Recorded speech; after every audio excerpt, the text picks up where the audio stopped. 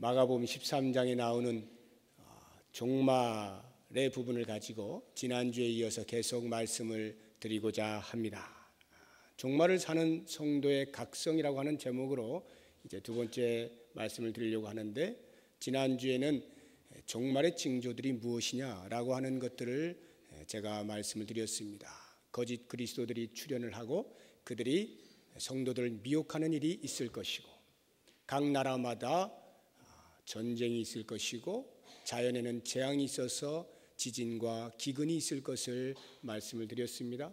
또한 예수를 믿는 믿음 때문에, 예수를 전파하는 그 복음 전파 때문에 핍박을 받고 박해를 받는 일이 있을 것임을, 그리고 천체가 이상현상이 있을 것임에 대해서 말씀을 드렸습니다. 이 모든 것들이 징조임에도 불구하고 그것보다 훨씬 본질적인 징조를 우리에게 말씀해 주셨는데, 그것은 바로 예수 그리스도께서 이 땅에 내려오셔서 땅 끝에서부터 하늘 끝까지 사방에서 주를 믿는 믿음의 백성들을 모으시겠다라고 하는 것이야말로 본질적인 징조로 우리에게 주신 것이라 말씀을 드렸습니다.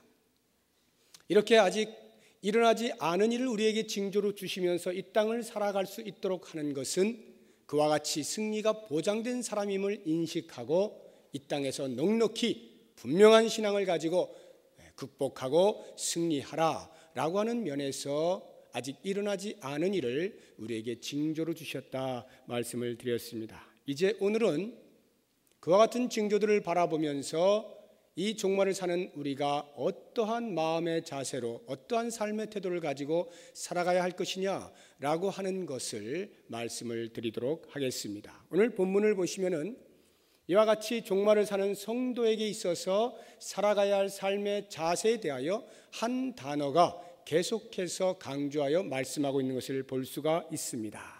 네 번에 걸쳐서 반복을 하고 있는데, 33절에 보시면 깨어 있으라 이렇게 나오죠. 34절에도 깨어 있으라, 35절에도 깨어 있으라, 그리고 마지막 37절에도 보시면 깨어 있으라 말씀을 하고 있습니다. 성경이 반복하여 단어를 나열을 할 때에는 대부분이 그 단어가 매우 중요하다라고 하는 것을 우리에게 암시해 주고 있습니다. 마찬가지로 지금 이 깨어 있으라고 하는 말씀 자체도 종말을 사는 우리에게 깨어 있는 것이 얼마나 중요한가라고 하는 것을 반복하여 강조하고 있는 말씀입니다. 그렇다고 하면 깨어 있다라고 하는 것이 어떠한 삶을 말하는 것인지 좀 더 구체적으로 몇 가지 생각을 해보도록 하겠습니다. 가장 먼저 우리가 생각해 볼 것은 이 깨어 있으라는 말 속에 담겨 있는 의미로서 재림의 확실성입니다. 예수 그리스도께서 반드시 다시 오신다라고 하는 것이죠. 재림하시는 일이 없다면 우리가 굳이 깨어 있을 이유도 없고 예수님께서 깨어 있으라고 촉구하실 필요도 없습니다. 30절 이하를 보십시오. 내가 진실로 너희에게 말하노니 이 세대가 지나가기 전에 이 일이 다 일어나리라.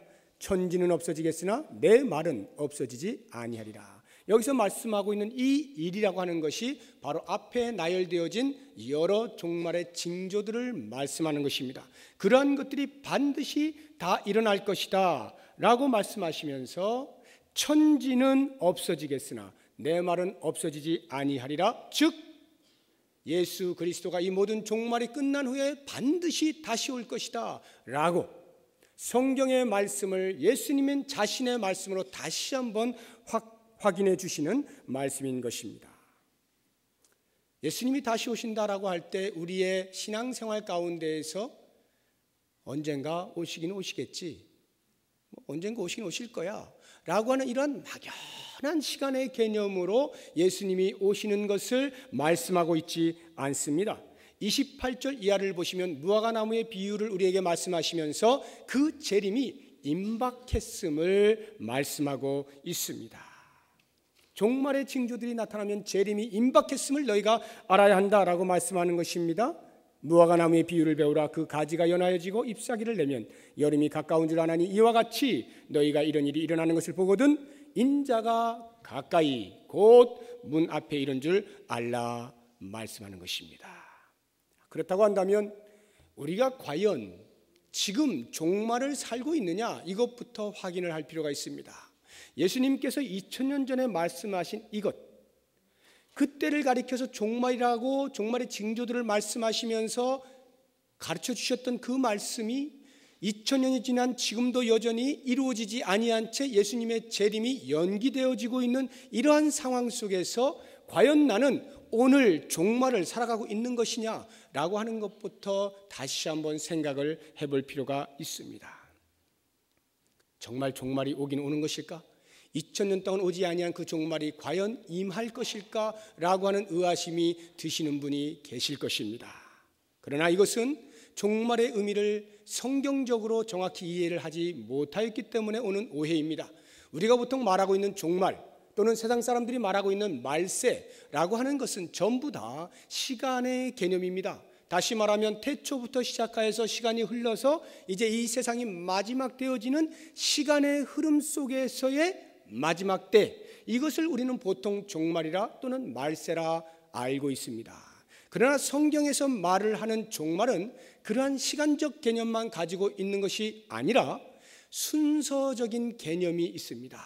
다시 말하면 하나님께서 우리 인류들을 구원하시기 위하여 여러 가지 방편들을 태초부터 진행시켜 오셨는데, 그것을 이루시는 최종적인 사건으로서 예수님의 재림이 있습니다.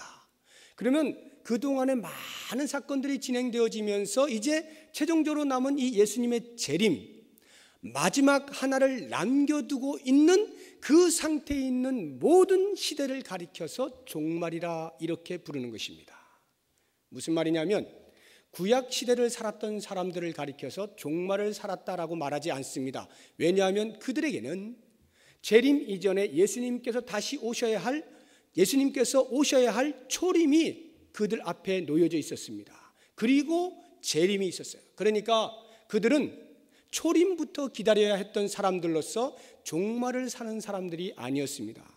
그러나 이제 예수님께서 오시고 예수님이 십자가에 못 박히시고 돌아가시고 부활하시고 다시 승천하셔서 그 이후에 사는 모든 사람들은 시대를 불문하고 오늘날까지, 아니 우리의 후손들이 예수의 오시는 그때까지 사는 모든 기간을 가리켜서 종말이라 하고 그 시대를 사는 사람들을 가리켜서 종말 신앙인들이라 이렇게 말하는 것입니다. 오직 우리의 구속사를 이룰 마지막 한 가지 남은 사건, 재림을 기다리고 있는 모든 사람, 그 시대를 사는 사람을 가리켜 종말을 산다라고 말을 하는 것입니다. 이렇게 종말이라고 하는 것은 그리스도의 승천 이후 오늘날까지 모두를 가리켜, 모든 시대를 가리켜 종말이라 말을 한다고 할 때에 29절에 나오는 인자가 가까이 곧 문 앞에 이른 줄 알라라고 하는 이 말씀은 그 당시의 제자들에게 뿐만이 아니라 오늘을 살아가고 있는 바로 나에게, 우리들에게도 동일한 긴장감으로 임박해 있는 것을 알게 되는 것입니다. 이렇게 그리스도의 재림이 임박했다라고 하는 것을 인식하게 될 때, 그렇다고 해서 그러면 예수님이 내일 오시는 것인가? 아니면 한 달 후에 오시는 것인가? 라고 그 재림의 시기를 우리가 추측을 하거나 예언을 하거나 할 수는 없는 것입니다. 성경은 결코 재림의 정확한 시기를 말씀하지 않습니다. 32절을 보십시오. 그러나 그날과 그때는 아무도 모르나니 하늘에 있는 천사들도 아들도 모르고 아버지만 아시느니라. 성경 어느 곳을 뒤져보아도 재림의 때를 정확하게 말씀하고 있는 것이 없습니다. 오히려 그 반대로 예수님께서 다시 재림하실 때는 도둑같이 임하실 것이다, 이렇게 말씀하고 있을 뿐입니다. 그렇다고 하면 이 도둑같이 온다는 말씀의 의미가 무엇입니까? 베드로도 도둑같이 온다라고 말을 했고, 사도 바울도 도둑같이 온다라고 말을 했고, 예수님 자신도 도둑같이 임할 것이라고 말씀을 하셨습니다.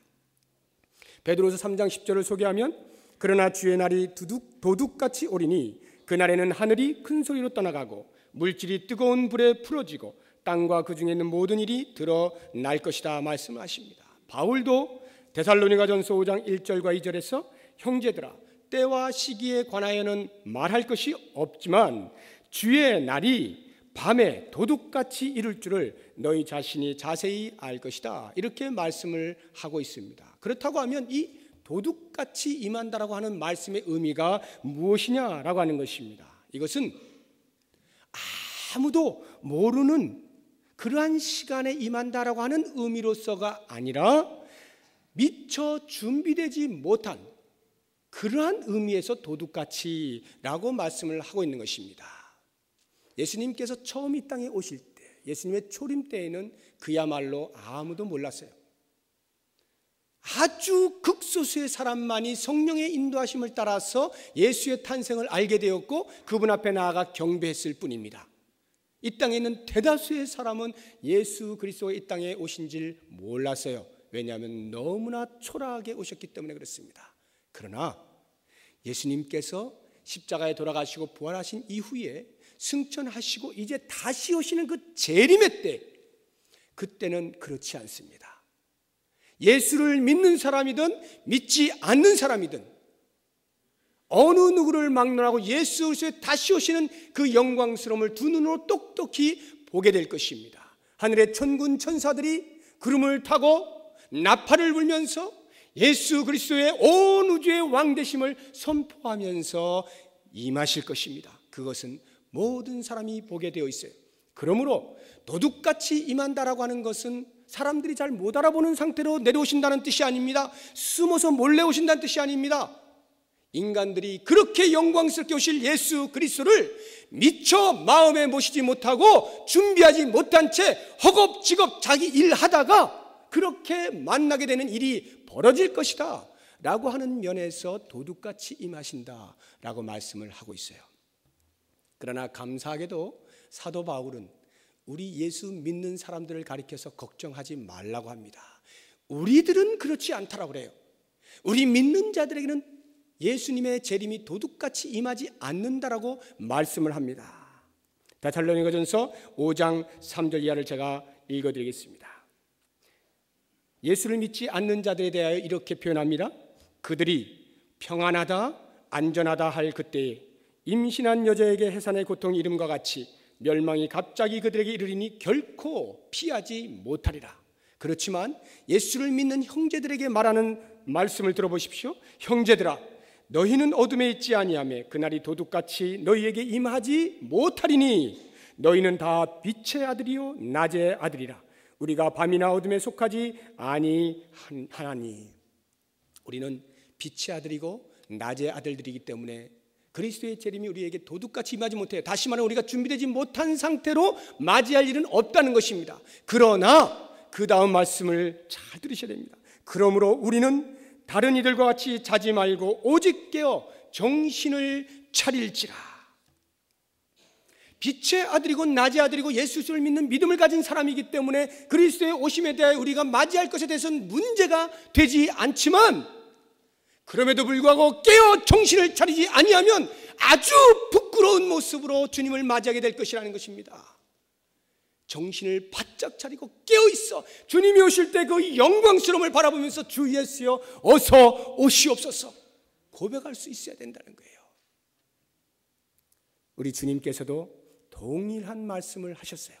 마태복음 24장은요 이 마가복음 13장에 나오는 종말론에 대해서 똑같은 본문이 나오는데 그 다음에 이렇게 부언하여서 예수님이 말씀을 하시는 것이 나옵니다.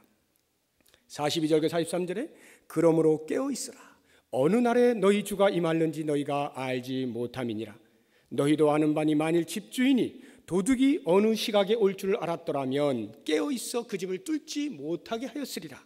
이러므로 너희도 준비하고 있으라. 생각하지 않은 때에 인자가 오리라. 여러분, 이 예수님의 말씀을 들을 때에 어떤 생각이 드십니까? 왜 예수님께서 그 종말의 시기, 예수님이 다시 오시는 재림의 시기를 정확하게 알려주시지 않았을까? 왜 피곤하게 그걸 정확히 알려주시지 않고 깨어있으라, 정신 차려라, 허리를 동이라, 근신하라, 낮에와 같이 단정히 행하라 이런 말씀들을 하실까라고 할 때 지금 이 예수님의 말씀 속에서 우리가 알 수 있는 것은 만약에 우리가 예수님의 재림하는 시기를 정확히 안다면 실컷 놀다가 실컷 내 마음대로 살다가 그날이 다가오는 하루나 이틀 전쯤에 금식을 하기 시작하면서 주의 전에 나와서 하루 종일 주 앞에 엎드려 기도하면서 주님, 제가 지금까지 산 모든 것 용서하시고 이제 제가 주를 위하여 완전히 헌신하겠습니다. 기도하고 엎드리고 눈물을 쫄쫄 흘리는 이러한 사태가 벌어질 때 예수님께서 그 사람들의 신앙의 진정성을 구별할 수가 없는 거예요. 이것이 정말로 제대로 믿고 하는 것인지 알 수가 없는 것입니다. 다시 말하면 왜 예수님이 그 재림의 시기를 정확히 알려주지 아니하고 깨어있으라고 말씀하시는가? 그것은 우리의 신앙의 진정성을 점검하기 위한 것입니다. 네가 정말 나를 제대로 믿고 있느냐? 그렇다고 한다면 그 믿음을 나에게 보여다오. 그것이 바로 지금 이 종말을 살고 있는 우리들에게 주어진 마지막 기회인 것입니다. 마태복음 25장을 보시면요, 이 마가복음에는 이제 13장으로 이렇게 끝이 나요. 그리고 14장부터 예수님의 그 순환, 이제 잡히시고 심판받으시고 재판받으시고 죽임을 당하시고 하는 이런 것으로 이제 바로 연결이 되는데, 이 마태복음은요, 이 말씀 후에 아주 재미있게도 마태복음 25장을 기록을 하고 있는데, 그 마태복음 25장이 뭐냐면 비유 3개가 들어있는 것입니다. 여러분이 너무나 잘 아시는 비유들이에요. 열처녀 비유, 달란트 비유, 그리고 양과 염소를 가르는 비유. 이 3가지 비유가 이 종말의 말씀을 하시고 그 다음으로 이어서 우리에게 소개가 되고 있습니다. 이 비유들은요, 그냥 갑자기 어디서 튀어나온 것이 아니라 이 종말을 설명함에 있어서 좀 더 구체적으로 우리들에게 드러내게 하시기 위하여 예수님이 일부러 비유를 들어서 말씀을 해주신 거예요. 그래서 이 비유들을 우리가 잘 볼 필요가 있는데, 이 깨어있으라, 즉 예수 그리스도의 재림의 확실성을 우리에게 보여주는 비유로서 첫 번째 비유인 열처녀 비유가 존재하는 것입니다. 잘 아시죠? 열처녀 가운데에서 5처녀는 미련하여서 등만 준비하고, 또 다른 5처녀는 슬기로워서 등과 기름을 준비해서 신랑이 올 때에 미련한 5처녀는 기름이 그만 뚝뚝뚝뚝 다 떨어져 나가서 등을 예비하지 못하여 바깥 어두운 데 나가 이를 박박 깔면서 슬퍼했다. 그리고 이 슬기로운 5처녀는 기름을 잘 준비하고 있었기 때문에 신랑이 오실 때 등에 계속 기름을 부으면서 신랑을 맞이할 수 있었다 라고 하는 비유 아닙니까? 우리가 이 비유를 들을 때에 가장 눈여겨서 보는 내용이 무엇입니까? 슬기로운 5처녀처럼 등과 기름을 준비하고 있어야 된다, 이것 아닙니까? 그런데 여러분, 그것보다 먼저 생각해야 될 게 있어요. 등과 기름을 우리가 준비해야 돼요. 그러나 그 등과 기름을 준비하기 전에 먼저 생각해야 되는 것이 그 비유 속에 있습니다. 가장 본질적이고 가장 중요한 것인데요, 그게 뭐냐 하면 신랑이 반드시 다시 온다는 것입니다. 신랑은 반드시 신부를 맞이하러 온다. 이것이 이 열처녀 비유의 핵심이에요. 그때가 언제인지 모를 뿐이지, 그래서 신부들이 잠을 자고 있든 졸든 먹든 마시든 놀든 상관없이 반드시 언젠가는 신랑이 온다. 이것이 열처녀 비유의 핵심이란 말이에요. 예수님은 반드시 오셔요.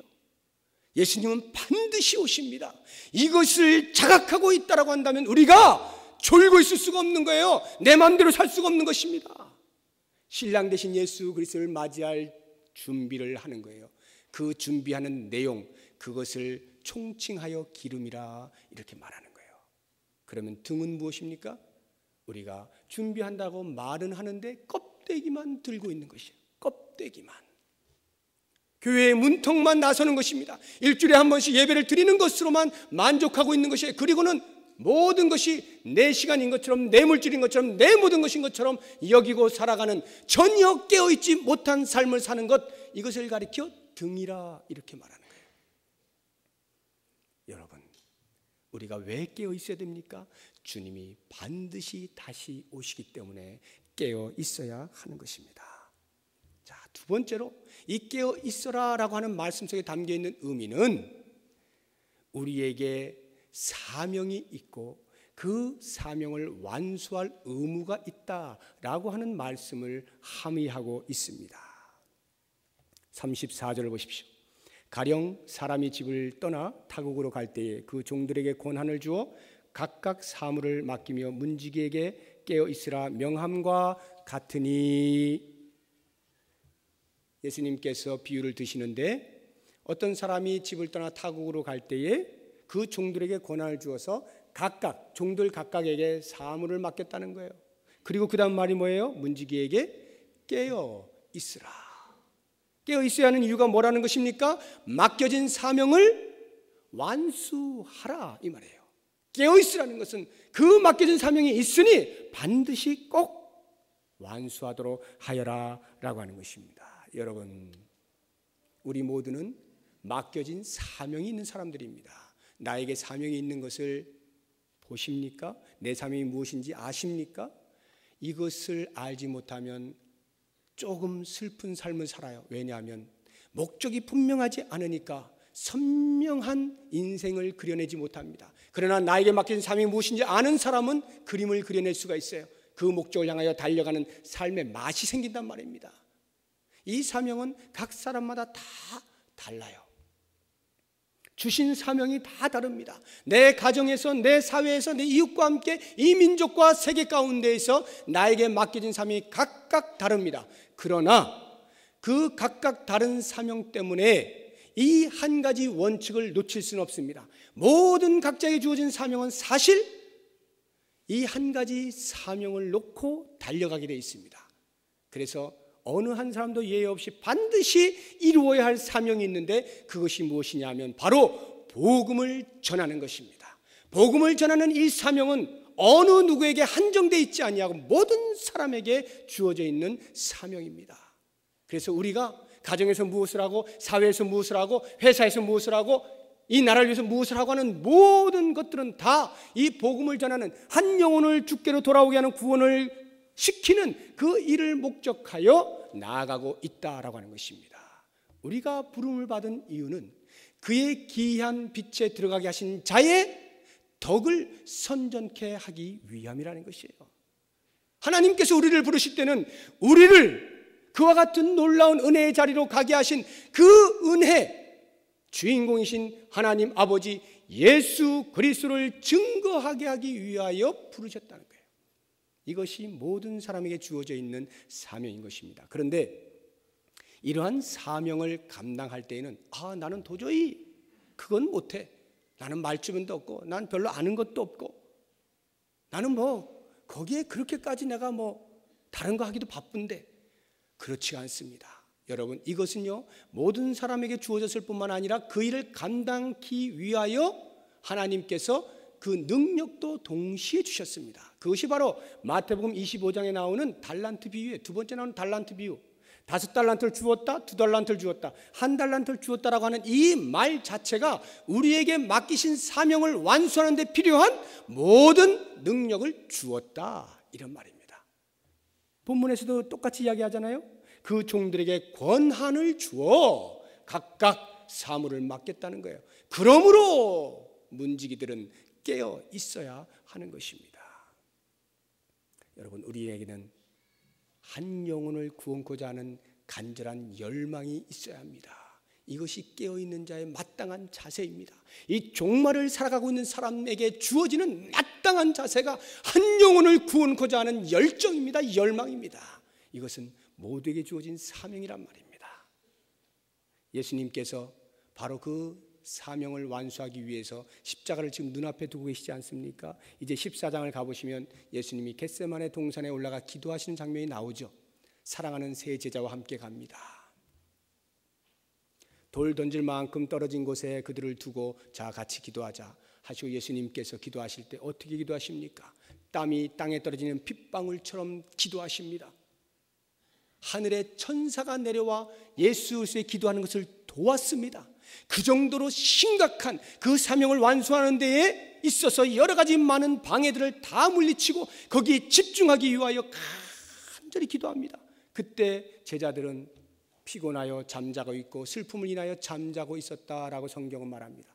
한 번, 두 번, 세 번 예수님께서 계속 가서 깨웠지만 그들은 일어날 줄 몰랐어요. 마지막 때가 되어서 예수님이 그들에게 가서 얘들아 일어나라, 이제는 내려갈 때가 되었다. 너희가 나와 함께 잠시도, 너희가 나와 함께 한시도 깨어 있을 수 없더냐. 말씀하시고는 내려가시는데 그 내려가시는 길에 올라오는 일련의 무리를 만나죠. 가룟 유다가 데리고 온 성전 경비대원들, 예수를 체포하기 위하여 온 군병들입니다. 같이 마주쳤습니다. 신호에 의해서 포옹을 하자 그 군병들이 예수를 잡으려고 합니다. 그때에 예수의 제자 가운데 가장 성질이 급한 베드로가 그냥 칼을 빼서 한 사람의 귀를 잘라버리죠. 요한복음은 말고라, 이렇게 대제사장의 종 말고의 귀를 잘라버렸다라고 했습니다. 이 장면을 여러분 가만히 묵상을 해보십시오. 우리가 외형적으로 볼 때는 베드로만큼이나 스승에 대하여서 충성을 보인 사람이 없어요. 그렇게 그 한 사람 귀 잘랐다라고 해서 뭐 어떻게 그 사람들이 무서워서 다 도망갑니까? 천만의 말씀이죠. 그 군병들 둘러싸고 있는데 베드로 이제 죽은 거예요. 그것을 모를 리가 없죠. 그럼에도 불구하고 그 마음속에는 스승을 향한, 내가 스승을 보호해 줘야지, 지켜야지, 나도 함께 죽으리라, 그런 각오로 칼 빼지 않았겠습니까? 그런 엄청난 충성심을 보인 베드로임에도 불구하고 예수님께서는 거기에 눈도 껌뻑하지 않고 오히려 그 잘려진 귀를 붙여주시잖아요. 그리고 이것까지 참으라 말씀하시죠. 예수님의 눈앞에는 지금 십자가를 져야 하는 하나님께서 맡기신 사명, 그것을 완수해야 하는 것이 있는 것입니다. 그런데 졸고 있던 이 제자들은 알 리가 없죠. 땀이 핏방울이 되듯이 기도하는 그러한 깨어있는 삶이 있어야만 십자가가 무엇인가를 알고 그 사명이 무엇인가를 알고 감당을 할 텐데, 제자들은 졸고 있기 때문에 그 사실을 알지 못하는 거예요. 왜 예수님이 십자가를 지셔야 되는지 모르는 거예요. 십자가를 지시면 우리 모두 다 죽는다라고 생각하는 것입니다. 그러니까 베드로는 칼을 빼는 것입니다. 무슨 말입니까? 깨어있지 못하고 졸고 있으니까 엉뚱한 데다가 자기 힘을 쏟는 거예요. 그 사명을 감당하는 것으로 깨어 정신을 바짝 차리고 완수해야 되는데 졸고 앉아 있으니까 엉뚱한 데다가 시간을 쏟고 정열을 쏟고 자기의 에너지를 낭비하고 이런 일이 벌어지게 된다는 말입니다. 우리는 어떻습니까? 내 삶에 있어서 내가 신앙생활을 한다라고 하면서 내가 정열을 쏟고 있는 그 부분에 대해서 과연 나는 하나님께서 우리에게 맡기신 가장 기초적이고 원초적이고 본질적인 사명인 복음을 전하고 한 영혼을 구원코자 하는 그 일에 대하여 내가 집중하고 있는가? 이 부분을 깊이 묵상해 보시기 바랍니다. 아니면 그것은 온데간데 없고 내 의의가, 나의 종교적인 행위만 열심히 드러나서 엉뚱한 데 에너지를 쏟고 있지는 아니한지 정신을 바짝 차려야 하는 것입니다. 이 종말의 시기를 살아가고 있는 여러분, 깨어 있어 복음을 전하는 일에 앞장서야 하는 것입니다. 이제 마지막 세 번째 말씀을 드리겠습니다. 이 본문에는 잘 나와 있지 않아요. 그런데 그 마태복음 25장을 살펴보시면 깨어 있어야 한다라고 하는 말씀의 의미가 무엇인지 정확히 나옵니다. 마지막 세 번째 비유, 양과 염소를 가르는 비유입니다. 그 비유 속에서 깨어 있음의 의미가 무엇인지 우리에게 보여주는데, 그것은 바로 실천하는 신앙, 행동하는 신앙, 이것이 깨어 있는 것이다 라고 말씀을 하고 있는 것입니다. 사랑을 나누는 것, 사랑을 실천하는 것, 사랑을 행동화하는 것, 이것이야말로 기독교의 가장 큰 계명이요, 하나님께서 우리에게 요청하시는 깨어 있음의 종말을 사는 사람의 자세인 것입니다. 예수님께서 마지막 날 오른쪽의 양을 왼쪽의 염소를 가른다 말씀하시죠. 비유입니다. 그리고는 오른쪽에 있는 양들에게 말합니다. 너희는 내가 배고팠을 때 먹을 것을 주었고, 내가 목마를 때 마실 것을 주었고, 내가 헐벗었을 때 입을 것을 주었다. 그들이 말합니다. 아니 제가 언제 예수님을 만났습니까? 저는 한 번도 그런 적이 없는데요. 부끄러워서 창피해서. 예수님이 말씀하십니다. 저 가난한 자에게, 저 어린 소자에게, 저 필요한 자에게 한 것이 곧 나에게 한 것이다 말씀합니다. 크게 칭찬하죠. 왼쪽에 있는 양 염소들에게 말합니다. 너희들은 내가 굶주렸을 때 먹을 것 주지 않았어. 너희들은 내가 목마를 때 마실 것 주지 않았어. 내가 헐벗었을 때 입을 것 주지 않았어. 그들이 말합니다. 아니 예수님이 언제 저희들 앞에 나타났습니까? 예수님도 얼마든지 했을 텐데요. 한 번도 저는 예수님 만난 적이 없는데요. 저 가난한 자에게, 저 필요한 자에게, 저 어린아이에게 하지 않은 것이 곧 나에게 하지 않은 것이다. 이렇게 말씀하시죠. 그리고는 양과 염소를 분명하게 가릅니다. 우리가 신앙생활을 한다, 믿음의 삶을 산다라고 할 때 그것을 어떻게 증명할 것이냐라고 할 때 사랑을 실천하는 것으로, 행동하는 신앙을 통하여서 우리의 깨어있음을 증명하고 종말을 사는 사람의 삶의 자세를 말할 수가 있는 것입니다. 이웃의 고통이 곧 예수 그리스도의 고통인 것을 우리가 볼 수 있어야 한다는 것이죠. 요즘 젊은이들을 보십시오. 무엇에 가장 관심이 많습니까? 물론 개개인마다 조금씩 다를 수는 있겠습니다만 전반적인 사회의 흐름을 말하는 것입니다. 수첩 들고 다니면서 연예인들 쫓아다니는 거예요. 그래서 어떻게 해서라도 연예인이 됐든지 유명 스포츠맨들이 됐든지 그들의 사인 하나 받는 것으로 그렇게 흥분해하고 감동을 하고 자랑을 하죠. 교실에 들어오면 사인 몇 개 받았는가 가지고 시합하잖아요. 나는 더 유명한 사람 사인 받았어. 연예인들 쫓아다니는 공항이고 어디고 뭐 온통 학생들 아닙니까? 왜 그렇습니까? 그들을 만났다라고 하는 것으로, 그들을 안다라고 하는 것으로 자신의 위치를, 신분을, 자신의 명예스러움을 만족시키려고 하는 것이죠. 과연 그들이 얼마나 가난한 자들을 돌보고 있으며 얼마나 가난한 자들에 대해 눈을 열고 있으며 그들의 이름을 적고 있습니까? 거의 없죠. 이것은 젊은이들뿐만 아니라 우리들도 동일합니다. 너무나 부끄러운 모습입니다. 오늘날 교회가 이 땅에서 정말로 어느 종교보다도 훨씬 더 구제를 많이 하고 긍휼을 많이 베푸는 것은 사실입니다. 그러나 그럼에도 불구하고 아직도 정신을 제대로 못 차리는 일부 교회들이 있는 것에 심히 가슴이 아파요. 제가 요즘 들은 것 가운데 기절할 노릇이 있어가지고 이 속이 막 뒤집어지려요. 전에도 뭐 다 알고 있었던 것이지만 최근 들어서 우리 이 지역에 그런 일이 있다라고 하니 여기가 막 큰 교회, 이제 4월이면 총선이잖아요. 국회의원들이 이제 등장을 하잖아요. 그러면 지금 교회마다 지금 굉장히 바쁠 겁니다. 큰 교회들 돌아다니느라고 인사해야 되죠. 전부 다 표밭이거든요. 돌아다닙니다. 모 교회에서 담임 목사님이 불러냈습니다. 인사하러 온 사람 불러냈어요. 모든 성도들 앞에 탁 세워가지고 이 사람이 우리 교회 교인이고 등록을 한 거예요. 우리 교회 교인이고 예수 믿는 사람이 정치에 들어가서 바른 정치를 해야 됩니다. 이 사람 찍읍시다. 또 다른 국회의원이 있었어요. 후보자가. 저 사람은 갑에 나오니까 이 사람 을에 나옵니다. 각각 찍읍시다. 그리고는 덧붙이는 말이 제 심장을 도려내는 거예요. 우리 교회도 국회의원 몇 명은 있어야 되지 않겠습니까? 이거예요.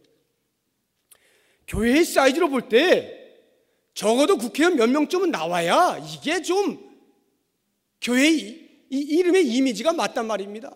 그리고 어떤 실력을 행사할 때도 그 정도는 돼야 뭐 좀 교회답죠. 여러분, 이것이 온 교회의 모습은 아닙니다. 아주 간혹가다 있는 교회의 모습이지만 그것이 바로 우리 옆에 어딘가에 있다라고 하는 것에 정말 뒤집어지려는 거예요. 이게 교회입니까? 국회의원 몇 명을 보유했느냐? 대통령이 나오는 것 때문에 기뻐하고 즐거워하고 우리 교회 이제 이름 났다, 이런 것으로 자랑하는 것이 교회냐는 말입니다. 이건 교회가 아니에요. 교회의 교회됨은 그러한 사람을 얼마나 많이 알고 있느냐로 정해지는 것이 아니라 얼마나 교회가 예수 그리스도를 주인으로 삼아 그리스도의 심장을 가지고 그리스도께서 이 땅에 계실 때 행하셨던 가난한 자들을 향하여, 세리들을 향하여, 죄인들을 향하여, 창조들을 향하여 두 손을, 두 팔을 벌리고 그들을 가슴에 안고 내 사랑이 필요한 자에게 사랑을 나누어 주겠노라고 하는 그것을 실천하는 교회인가? 그것으로 교회의 교회됨이 증명이 되는 것입니다. 그런 면에서 저는 심히 부끄러움을 가지고 있어요. 우리 교회는 과연 그러한 그리스도의 심장을 품고 그 사랑을 나누어 주는 일에 관심을 가지며 우리의 주변의 가난한 자들을 향한 리스트를 가지고 있는가? 제 자신이 심히 부끄럽고 하나님 앞에서 과연 나는 깨어 있는 자인가? 너무나 대답하기가 힘들었어요. 이것은 한 개인이 하나님 앞에서 깨어 있는 자로 종말을 사는 삶을 사는 것뿐만 아니라 우리가 이 신앙 공동체의 이름으로 종말을 살아갈 때에 이와 같이 깨어 있어서 그리스도를 주인으로 모시는 교회의 교회됨을 증거할 수 있어야 됩니다. 행동하는 신앙으로, 실천하는 신앙으로, 우리의 있는 힘을 다하여 사랑하는 것으로. 저는 국회의원이 우리 교회에 오는 것 막지 않습니다. 대통령이 오는 것 막지 않아요. 그러나 그 대통령이 무슨 일 때문에 저에게 잠깐 시간 좀 내주실 수 없습니까? 하면 저는 노입니다. 왜? What for? 간증하겠다면 혹시 몰라도 엉뚱한 것으로 왜 이 자리를 내놓고 그 사람들이 말을 해야 됩니까? 똑같은 영혼이에요. 똑같이 한 영혼이에요. 그러면 여러분, 부자가 됐든지 가난한 자가 됐든지 지위가 높은 사람이 됐든지 약한 사람이 됐든지 관계없이 똑같이 한 영혼으로 교회가 받아들일 때에 그렇다고 한다면 기왕에 교회가 더 관심을 갖는 곳은 어디여야 되느냐? 어떻습니까? 교회에 사랑을 필요로 하는 사람, 교회의 사랑을 막 필요로 하는 그 사람들에게 교회가 더 관심을 갖는 게 당연한 것 아닙니까? 그러한 사람들을 향하여, 그러한 후미진 곳을 향하여 교회가 가슴을 여는 것은 너무나 당연한 것입니다. 그런데 이것이 바로 깨어 있을 때만이 가능하다는 거예요. 말씀을 맺겠습니다. 이 종말을 사는 우리들이 예수 그리스도의 다시 오실 것에 대한 분명한 인식을 하시고 두려움과 떨림으로 준비를 할 수 있어야 되고요. 그 준비에는 하나님께서 우리에게 맡기신 거룩한 사명, 한 영혼을 주께로 돌아오게 하는 복음 전도와 그리스도의 심장을 가지고 이 사회에 소외된 자들에게 마땅히 베풀어야 하는 우리 행동하는 신앙, 사랑, 이것을 양손에 쥐고 이 땅을 나아갈 때 우리 교회는 종말을 사는 교회로, 나는 종말을 사는 사람으로 분명한 삶을 살 줄로 믿습니다.